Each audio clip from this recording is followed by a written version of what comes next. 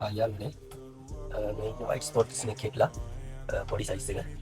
අඟල් දෙකමාර තුන වගේ සයිස් මෙයාලා මේ ඉන්නේ මම හදන එක්කිනා මම වීඩියෝ එකක් දාලා බැලින් අල්ලන් ආවා කියලා ඇත්තට මෙයා ඇලෙන්නේ මේ අල්ලන් ආවේ සාමාන්‍ය අඟල් එකමාරේ වගේ ගිනාවේ දැන් අඟල් සාමාන්‍ය අඟල් තුනමාරක් හතරක් වගේ පැනලා ඉන්නවා බලනවා පොඩ ඇක්ටිව් මාගේ මේ බැලුවම කිසිම ඇක්ටිව් එකක් නැහැ නේ නෝමල් පීන පින්නවා වගේ වගේ පේන්නේ ඔන්න බලන්න දැන්